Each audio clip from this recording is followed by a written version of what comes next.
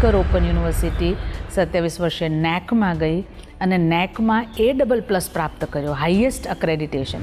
અત્યારે doctor Baba Saheb Ambedkar open યુનિવર્સિટીમાં છીએ અને યુનિવર્સિટીના vice chancellor professor Shri Amiben Upadhyay સાથે હું સંવાદ કરવાનો છું. એટલે સૌથી પહેલાં તો મેમ આપને વેલકમ. કેટલા લોકો યુનિવર્સિટી સાથે એપ્રોક્સ જોડાયેલા હશે? પ્રેઝન્ટ અમે જોઈએ તો લગભગ 3-3.5 લાખ વિદ્યાર્થીઓ અત્યારના ગુજરાતમાંથી અમારી સાથે જોડાયેલા છે. અને અત્યારે કયા કયા કોર્સિસ આપણે ત્યાં અત્યારે ચાલી રહ્યા છે? મોટા અત્યારના certificate, diploma, UG, PG, PhD આ બધા, અને ખાસ કરીને school of humanities and social sciences, school of commerce and management, school of education, distance education, special education, school of computer sciences, આને લગતા ઘણા બધા કોર્સિસ છે. ડિજિટલ યુગની અંદર ડિસ્ટન્સ લર્નિંગ પર લોકો અત્યારે વધારે ભાર મૂકી રહ્યા છે અને એમના માટે ઓપન યુનિવર્સિટી બેસ્ટ છે. અત્યારના અમે માઇક્રો ક્રેડેન્શિયલ્સ અને નેનો ક્રેડેન્શિયલ્સ ઉપર કામ કરીએ છીએ. રાજ્ય સરકાર તરફથી આ વખતે બજેટમાં પણ અમને સારી એક આર્થિક સહાય મળી છે. સ્વાભાવિકપણે અત્યારના ડિજિટલ યુગમાં ઓપન યુનિવર્સિટીની ભૂમિકા ખૂબ વધારે છે, ખૂબ મોટી છે. બદલાતી શિક્ષણ નીતિઓની સાથે યુનિવર્સિટીઓમાં શું બદલાયું છે? બદલાતી શિક્ષણ નીતિ તો ચમત્કાર સર્જી રહી છે, હું કહીશ. નમસ્કાર. અત્યારે ડૉક્ટર બાબા સાહેબ આંબેડકર ઓપન યુનિવર્સિટીમાં છીએ અને યુનિવર્સિટીના vice chancellor professor Shri Amiben Upadhyay સાથે હું સંવાદ કરવાનો છું. એટલે સૌથી પહેલાં તો મેમ આપને વેલકમ. ઘણા બધા મારા મનમાં સવાલો છે અને એ સવાલો મારા નથી, લોકોના છે. હું એઝ અ મીડિયેટર આપને પૂછવાનો છું. સૌથી પહેલી આપણે શરૂઆત એ કરીએ કે કોઈ પણ એજ્યુકેશન સિસ્ટમ હોય એનો એક પ્રયાસ તો હોય છે કે છેવાડાના માનવી સુધી શિક્ષણ પહોંચાડવું. એમાંય યુનિવર્સિટી અને ઓપન યુનિવર્સિટીનો વિશેષ રોલ શું છે? Doctor Baba Saheb Ambedkar open university Bharat Ratna આંબેડકરજીના નામ સાથે જોડાયેલી છે. ઓપન યુનિવર્સિટી મુક્ત વિશ્વવિદ્યાલય, જ્યાં એક મુક્તિનો અહેસાસ હોય.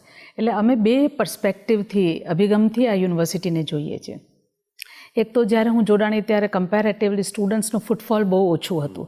ઘણી વખત છેવાડાના વિદ્યાર્થીઓ ભણતા પણ ક્યારેય યુનિવર્સિટી જોઈએ જ ન હોય. એટલે પહેલો પ્રયત્ન એક એવો રહ્યો કે યુનિવર્સિટીમાં વિવિધ કાર્યક્રમો કરીએ. કોન્વોકેશન શરૂ થાય એ જરૂરી હતી. કોન્વોકેશન થાય એટલે પદવીદાન સમારોહ શરૂ કરવા.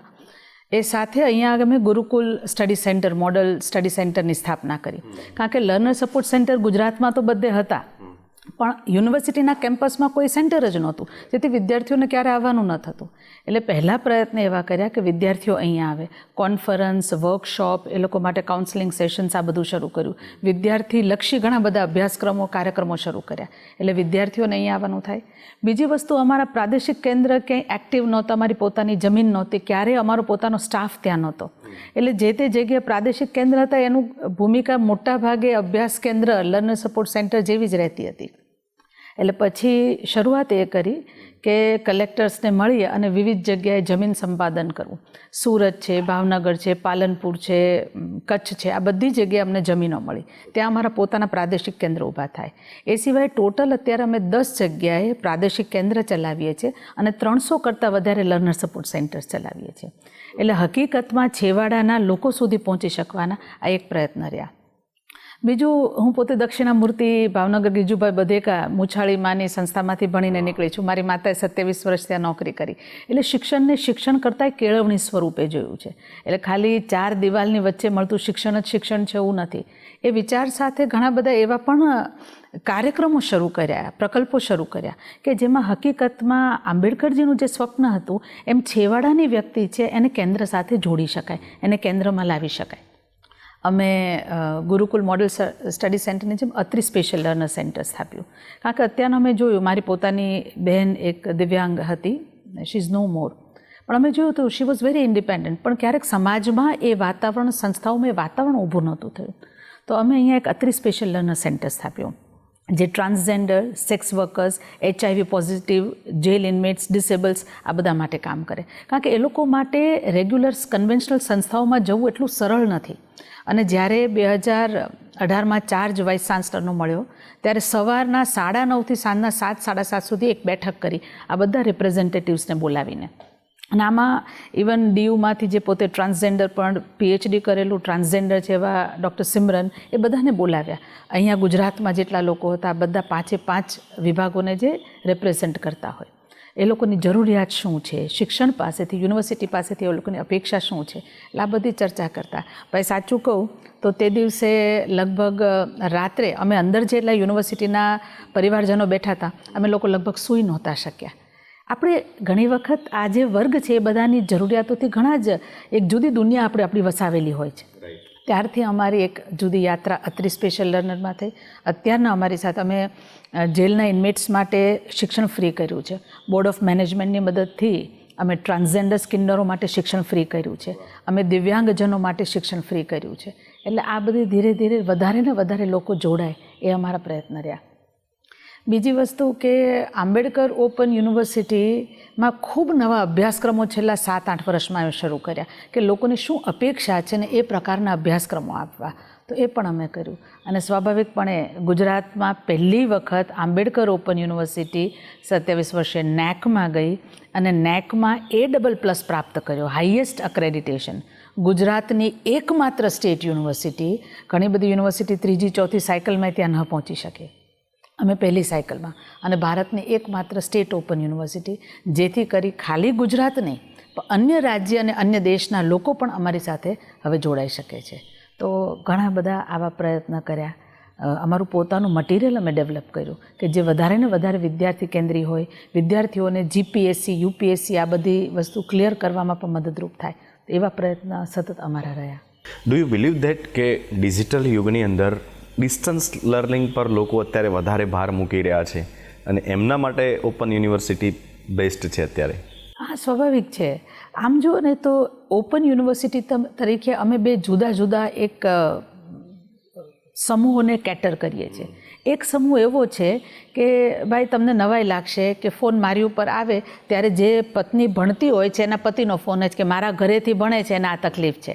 એટલે આ એક વસ્તુ થતી હોય. એટલે એક એવો વર્ગ છે કે જેને ટેલિફોનમાં પણ કમ્ફર્ટેબલ નથી, એટલે એક એ વર્ગને અમે કેટર કરીએ છીએ. અને બીજો વર્ગ એવો છે કે જે આઈએએસ ઓફિસર્સ છે, સીઈઓ છે, પોતાની કરિયરમાં ઘણી આગળ પહોંચેલા છે, they are very comfortable with digital. અને અત્યારના તો આમ જુઓ તો સમય જ તે રિયલ કરતાં રીલ્સનો વધારે છે.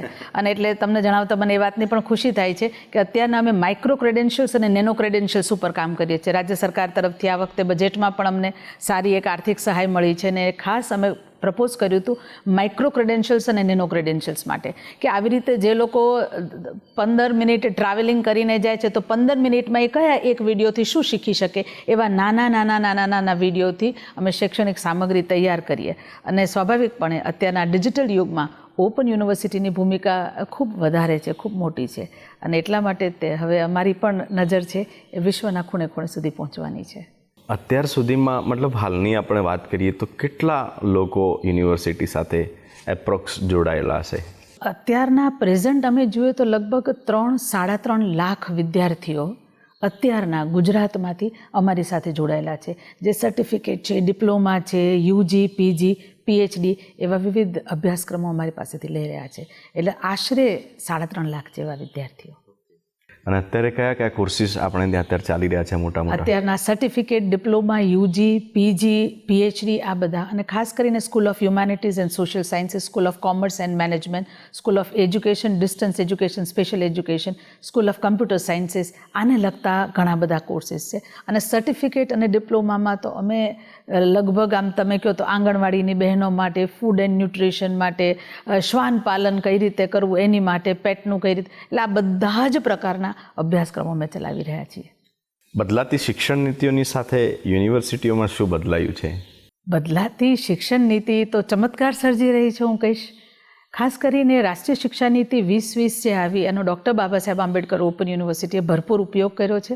અને આપને જણાવતા મને હૃદયથી એક ખુશીની વાત એ થાય છે કે જ્યારે 2020માં રાષ્ટ્રીય શિક્ષા નીતિ 2020નું લોન્ચિંગ કરવામાં આવ્યું, પછી શિક્ષા સમાગમ જે વારાણસીમાં પ્રથમ થયું, પછી દિલ્હીમાં, એમ 3 વર્ષે જુદા જુદા થયા. અને 3 વર્ષે ડૉક્ટર બાબા સાહેબ આંબેડકર ઓપન યુનિવર્સિટીને NEP 2020 ઇમ્પ્લિમેન્ટેશનમાં શ્રેષ્ઠ પાર્ટિસિપેશન કન્ટ્રીબ્યુશન માટે, બેસ્ટ પ્રેક્ટિસીસના શેરિંગ માટે બોલાવવામાં આવી હતી. કારણ કે ડે 1થી આંબેડકર ઓપન યુનિવર્સિટી એ દિશામાં ખૂબ સારું કાર્ય કરી રહી છે. મહત્ત્વની વસ્તુ એ છે કે ઓપન યુનિવર્સિટી તરીકે હંમેશા અમે વિદ્યાર્થી કેન્દ્રીય, સ્ટુડન્ટ સેન્ટ્રિક રહ્યા છીએ. અને રાષ્ટ્રીય શિક્ષા નીતિ પણ ડિજિટલ ટેકનોલોજીના યુઝની વાત કરે છે, સ્ટુડન્ટ સેન્ટ્રિક એક અભિગમની વાત કરે છે. તો એ બધું મુક્ત વિશ્વવિદ્યાલય તરીકે અમે એને ચેરિશ કરતા હતા, સેલિબ્રેટ કરતા હતા, ઉજવતા હતા. ફોર એક્ઝામ્પલ, અમારી માટે flexi entry, flexi exit day 1થી પોસિબલ. અમે પહેલા દિવસથી કોઈ પણ વિદ્યાર્થી કોઈ એક જગ્યાએથી ફર્સ્ટ યર કે પહેલું વર્ષ કરીને આવે છે, MA પાર્ટ 1 કરીને, એનામાં તરત પાર્ટ 2માં એડમિશન આપવું, સેકન્ડ સેમિસ્ટરમાં એડમિશન આપવું, અમે બહુ તરત જ ક્રેડિટ ટ્રાન્સફર આવનારને કે લઈ જનારને અમે કરીએ છીએ. Certificate, diploma, advance diploma, UG, આ બધું પહેલેથી ડૉક્ટર બાબા સાહેબ આંબેડકર ઓપન યુનિવર્સિટીમાં સરળતાથી ઇન્ટ્રોડ્યુસ કરવામાં આવ્યું. રાષ્ટ્રીય શિક્ષા નીતિમાં 2020-20માં ખાસ કરીને એકેડેમિક બેંક ઓફ ક્રેડિટની વાત કરવામાં આવી છે કે વિદ્યાર્થી પોતાની બેંકમાં જેમ પૈસા મૂકે એવી રીતે એકેડેમિક બેંક ઓફ ક્રેડિટમાં એ પોતે ક્રેડિટ અર્ન કરી શકે. તો એને અમુક પેપર, 5 પેપર આંબેડકર ઓપન યુનિવર્સિટીમાંથી, 2 ગુજરાત યુનિવર્સિટીમાંથી, 3 દિલ્હી યુનિવર્સિટીમાંથી, એના મનમાં જો એ રીતે આવે તો એ કરી શકે.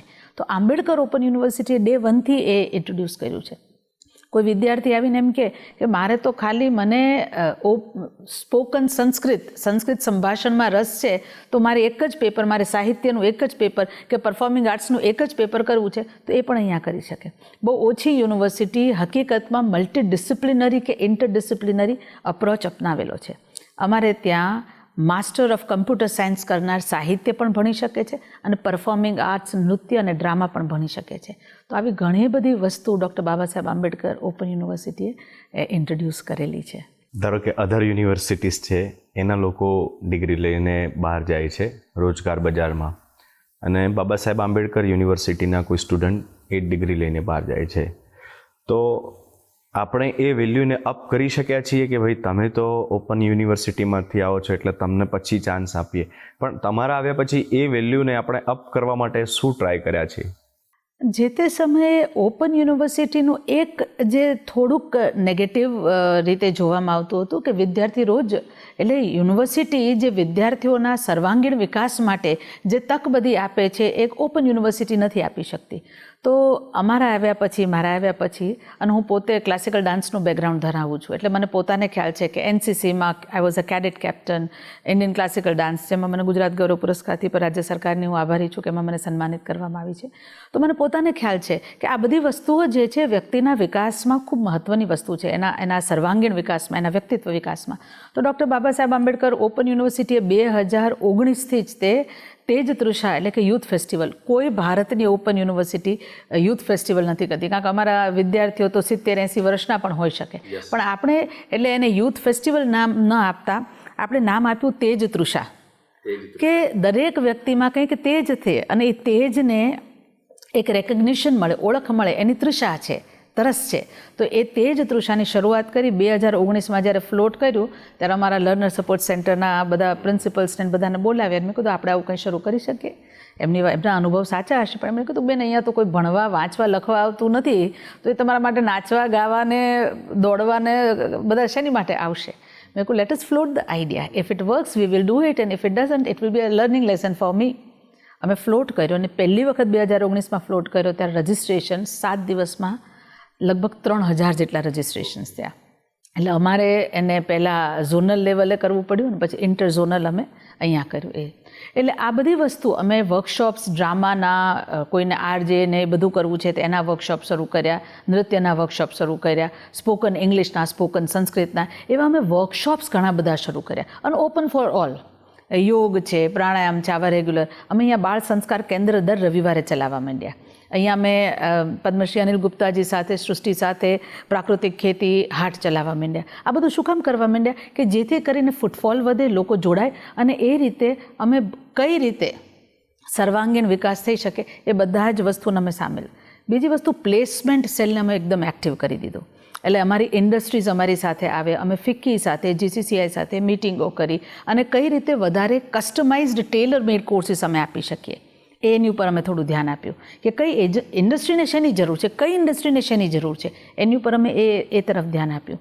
એટલે આ બધા પ્રયત્નો થવા માંડ્યા અને અમારું ફોકસ અત્યારે અમે લગભગ ગુજરાતની પ્રથમ યુનિવર્સિટી હશું અને ભારતમાં if I am not mistaken જે રીતે અમને માહિતી મળી છે તો લગભગ 12 યુનિવર્સિટીને NCVETની માન્યતા મળી છે, જેમાં national council for vocational training and education એની ઉપરનું જે આખું છે. તો NCVETની માન્યતા પછી અમે ફૂલ ફ્લેજ ઇન્ડસ્ટ્રી સાથેના કોર્સીસ શરૂ કરશું કે સંપૂર્ણપણે એ જ અહીંયા કરે. એક મને લાગે છે એક નવી એક બહુ સરસ અમે અત્યારના ઇન્ટ્રોડ્યુસ કરવા જઈ રહ્યા છે. અત્યારના કેટલા બધા વિદ્યાર્થીઓ છે જે GPSC UPSCની તૈયારી કરે છે.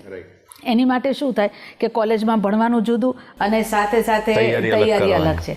અમે અહીંયા સ્પેશિયલ UG અને PG લોન્ચ કરવા જઈ રહ્યા છે કે જેના અભ્યાસક્રમ સંપૂર્ણપણે UPSCની જે તૈયારી છે એના જે પેપર છે એ જ પ્રમાણેનો સિલેબસ રહેશે. એટલે એ લોકો અહીંયા UG અને PG જ્યારે ભણશે ત્યારે આ પણ થાય. ઓપન યુનિવર્સિટીનો એક એડવાન્ટેજ એવો છે કે ઘણી બધી જગ્યાએ જ્યારે વિદ્યાર્થી આગળ વધે ત્યારે નોકરી માટે જાય ત્યારે કે what is your work experience. Doctor Baba Saheb Ambedkar state open યુનિવર્સિટીમાં વિદ્યાર્થી વર્ક એક્સપિરિયન્સની સાથે ભણી શકે છે.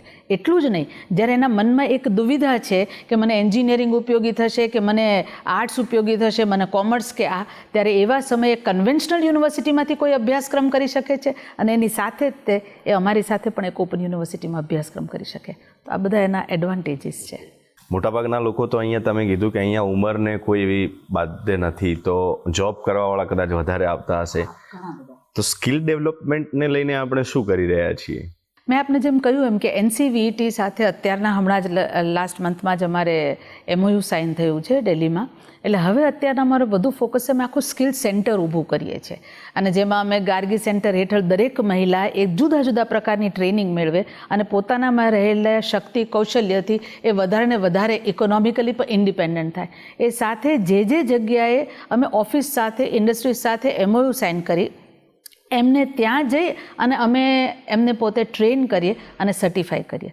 બીજું એક મહત્ત્વની વસ્તુ ગુજરાતમાં અમે કરી છે રેકગ્નાઇઝિંગ પ્રાયર લર્નિંગ RPL, જે રાષ્ટ્રીય શિક્ષા નીતિ 2020માં એની પણ વાત કરવામાં આવી છે. તો રેકગ્નાઇઝિંગ પ્રાયર લર્નિંગમાં ઘણી વખત એવું થાય છે કે લોકો પાસે જ્ઞાન છે, એ કલાકારો છે, એ કસબીઓ છે, ખાસ કરીને કૌશલ જેની પાસે છે, પણ યુનિવર્સિટીનું કોઈ પ્રમાણપત્ર એમની પાસે નથી, સર્ટિફાઈડ થયેલા નથી. ત્યારે આવા સમયે યુનિવર્સિટી કોઈ એક ચોક્કસ અભ્યાસક્રમો એક્સપર્ટ્સ નેશનલ લેવલના ખૂબ સારા એક્સપર્ટ્સને બોલાવી એક આખો ઢાંચો સ્ટ્રક્ચર ફોર્મેટ તૈયાર કરવામાં આવે અને પછી સમાજમાંથી કોઈ પણ વ્યક્તિ કે તમારું આ જે ફોર્મેટ છે, સ્ટ્રક્ચર છે, એ પ્રકારનું જ્ઞાન બધું મારી પાસે છે, એ કૌશલ્ય કલા મારી પાસે છે, એ સ્કિલ્સ મારી પાસે છે, તો સીધું અસેસમેન્ટ કરી અને એમને પ્રમાણિત કરવા આ દિશામાં પણ અમે કાર્ય કરી રહ્યા છીએ. અને આગળ જતાં અમારી ઈચ્છા એ છે કે doctor Baba Saheb Ambedkar open university ગુજરાતની અન્ય યુનિવર્સિટીઓ અને ભારતની અન્ય યુનિવર્સિટીઓ સાથે મળી અને ખાસ ફોકસ અમારું ભારતીય જ્ઞાન પરંપરા, ઇન્ડિયન નોલેજ સિસ્ટમ અને સ્કિલ્સ આ બે ઉપર કરી અને અન્ય યુનિવર્સિટીના દરેક વિદ્યાર્થીઓને અમે અમારે ત્યાંથી IKS માટે અને સ્કિલ્સ માટે ટ્રેનિંગ આપીએ. એ દિશામાં અમારું કાર્ય કરવાની ઈચ્છા છે અમારી. ક્યારેક પરીક્ષા અને પરિણામમાં વિલંબ થાય તો એના માટે આપણે એને કેવી રીતે ટેકલ કરીએ છીએ? ખાસ તો અહીંયા મને જણાવતા ખુશી થાય છે કે doctor Baba Saheb Ambedkar open university ભારતની એકમાત્ર ઓપન યુનિવર્સિટી અને ગુજરાતની એકમાત્ર યુનિવર્સિટી છે કે જે વર્ષમાં પરીક્ષા 4 વખત લે છે એકના એક વિદ્યાર્થીની, જેને અમે ઓન ડિમાન્ડ એક્ઝામ કહીએ છીએ, લાંબા સમયથી લઈએ છીએ. એટલે પહેલી વખતે તો અમારે ત્યાં વિદ્યાર્થીઓની પરીક્ષા તો ખૂબ લાંબી ચાલે, એટલા માટે કે જ્યાં જ્યાં એમના learner support centre, exam centres છે ત્યાં અમે ગોઠવણ કરીએ, ત્યાંની કન્વિનિયન્સ જોવાની હોય.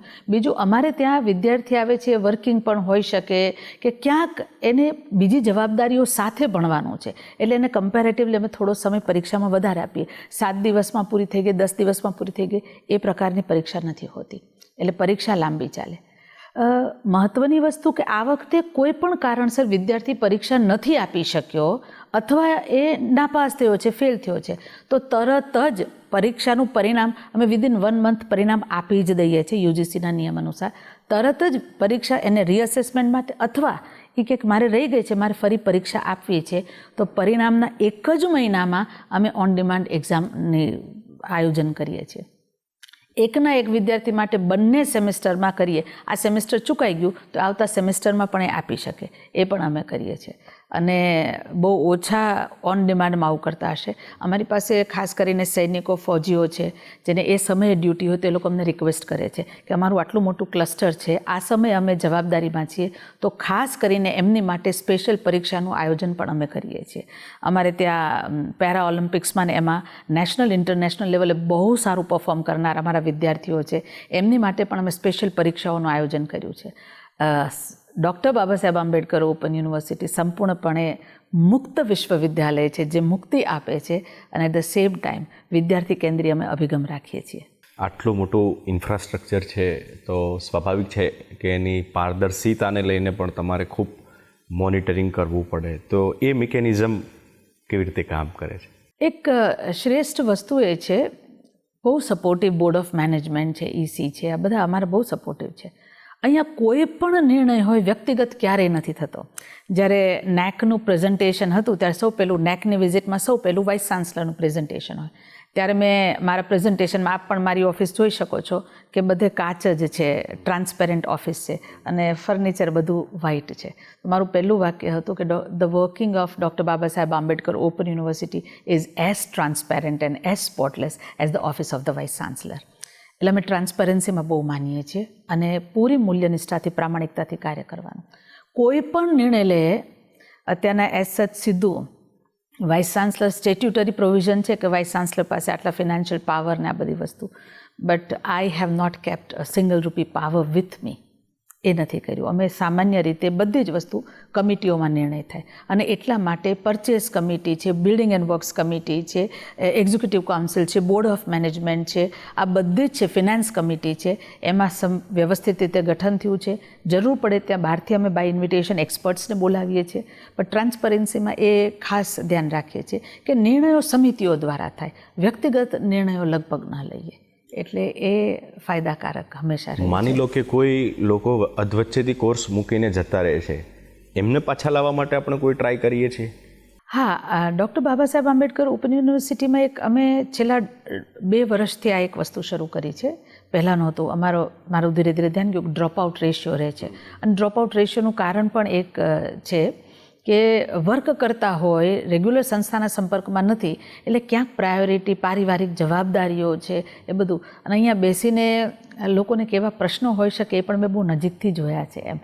એટલે ક્યારેક એવું લાગે કે ઘણી વખત we should not be living in our own very safe comfort zone towers એમ. એટલે એ બધા પ્રશ્નો પણ જો અમે છેલ્લા 2 વર્ષથી ડ્રોપ આઉટ રેશિયો ઓછો કરવા માટે, એ તો ગુજરાતમાં, ભારતમાં બધે નથી, પણ ગુજરાતમાં એક્સટર્નલ કોર્સીસ કન્વેન્શનલ યુનિવર્સિટીઝ ચલાવે છે. એઝ સચ યુજીસીમાં કોઈ આવું પ્રાવધાન નથી, પણ એક્સટર્નલ એટલે ઘણા બધા વિદ્યાર્થીઓ અન્ય યુનિવર્સિટી, કન્વેન્શનલ યુનિવર્સિટીમાં એ લોકો એક્સટર્નલ ભણતા હોય કે ભણવા જતા હોય. અમે અહીંયા અમારે ત્યાં જે ક્યાંક વચ્ચે છોડીને જાય એની માટે અમે શરૂ એ કર્યું કે અમે સ્કૂલ વાઇઝ, સબ્જેક્ટ વાઇઝ એક ડેટા, અમારી પાસે ડેશબોર્ડ છે. અહીંયા આપને વાઇસ ચાન્સલર ડેશબોર્ડ જેવી આખી એક વ્યવસ્થા છે કે જેમાં આખા ગુજરાતમાં જ્યાં જ્યાં અમારા લર્નર સપોર્ટ સેન્ટર છે, વિદ્યાર્થીઓ આવ્યા કેટલા, અમે થોડા સમય પહેલાં જ તૈયાર કરેલું છે, 3 વર્ષ પહેલાં. તો ત્યાં એ બધી વસ્તુ ત્યાં રિફ્લેક્ટ થાય, કાઉન્સેલિંગ સેશન્સ લેવાના કે નહીં, પ્રેક્ટિકલ એક્ઝામ, આ બધી વસ્તુ. તો અમે બધા જ જેટલા અમારા અધ્યાપકો છે, અમારા રિજનલ સેન્ટર્સનો સ્ટાફ છે, એ બધા સાથે અમે એ ડ્રોપ આઉટ રેશિયો શેર કર્યો અને વ્યક્તિગત સ્ટુડન્ટને પર્ટિક્યુલર ફોન કરીને જ્યારે એડમિશન થતા હોય ત્યારે કે હવે ફોર્મ ભરાય છે, તમે ફોર્મ ભરી દો, તમારું ભણવાનું, તમને કઈ તકલીફ છે, એવા પ્રશ્નો પણ અમે કર્યા અને એમાં અમને અમારી ઇમ્પ્રુવમેન્ટના પણ ઘણા ફાયદા થયા. એટલે અમને ઘણી જગ્યાએ we could improve also our sales. એટલે અમે વ્યક્તિગત વિદ્યાર્થીઓના સંપર્ક કરી અને એ પ્રયત્ન કર્યા. What is next? What is નેક્સ્ટની પહેલાં એક નાનકડો જવાબ આપીશ કે what did we do last in few years. પહેલી વસ્તુ તો જ્યારે અહીંયા આવી ત્યારે નેક 25 વર્ષ પૂરા થતાં નેક નહોતું. નેક બહુ જરૂરી હતું. એટલે નેક અમે લાવ્યા, અમે NIRF લાવ્યા. NIRFમાં જે તે સમય 2024માં તો સમગ્ર ભારતમાં અમે 3જા જગ્યાએ અમે બેઠા હતા, તો એ અમે 3જા સ્થાન પ્રાપ્ત કર્યું. 12B યુનિવર્સિટીની સ્થાપનાથી અત્યાર સુધી જે યુનિવર્સિટીને રિસર્ચ ગ્રાન્ટ ને એ બધા માટે 12B બહુ જ જરૂરી છે. તો 12B નહોતું, 12B અમે લાવ્યા. એક મહત્ત્વની વસ્તુ એ હતી કે 1994 સ્થપાયેલી યુનિવર્સિટી માટે એ અનફોર્ચ્યુનેટલી અમારું જે સેલ્ફ લર્નિંગ મટીરિયલ હોય જે અમારા વિદ્યાર્થીઓને આપવાનું હોય અને 2017ના યુજીસી જે રેગ્યુલેશન્સ આવ્યા એમાં ઇટ વોઝ મેન્ડેટરી કે અમારું પોતાનું 60% તો હોવું જ જોઈએ.